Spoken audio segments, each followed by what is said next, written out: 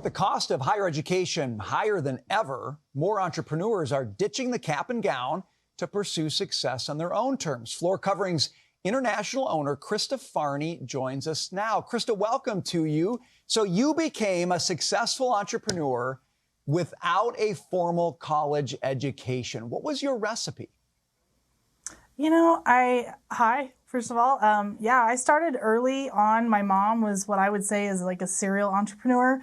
She did everything, early 80s. So she was selling clothes and kitchen machines, Tupperware, all the things. So she was always busy with her own business of some sort and growing that network. And then when I reached out into the working world after high school, I started working for a bunch of small business owners who taught me things from, QuickBooks to how to order things, how to interact with the public, all of those wonderful things. And then I started with, cellular. I went into cellular for a long time, got to learn a lot there, a lot of hands-on experience, never went to college, never took any college classes.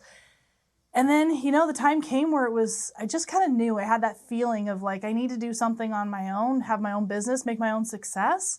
And I stepped out into the world of entrepreneurship. And again, no education other than on the job. Yeah. And Krista, you seem to have never looked back.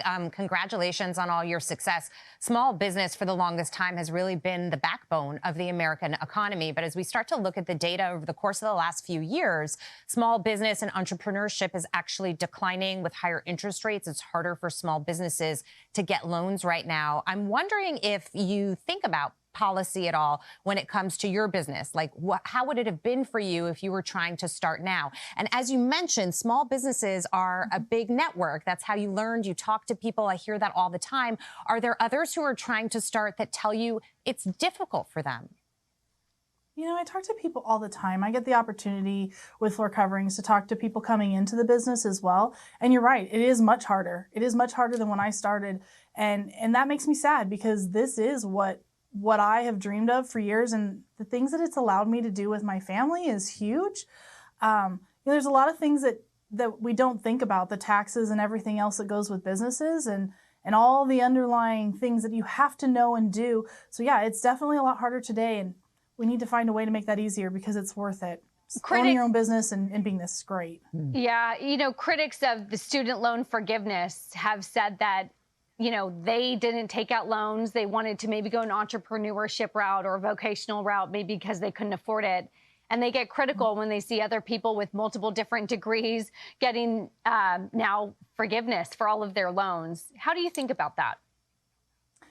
There's a lot that goes into that because all of those loans that are being forgiven are getting paid somehow, whether it's through the backs of these small businesses that are already opened or the taxpayers everywhere around the country. So that makes it harder. That also makes it more difficult for us to get loans if we need them for our businesses that we are running today.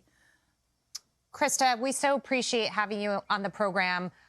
Keep mentoring people. We want people to try to, start these small businesses. Very, very important. Maybe the tide will change. Thank you so much for being here.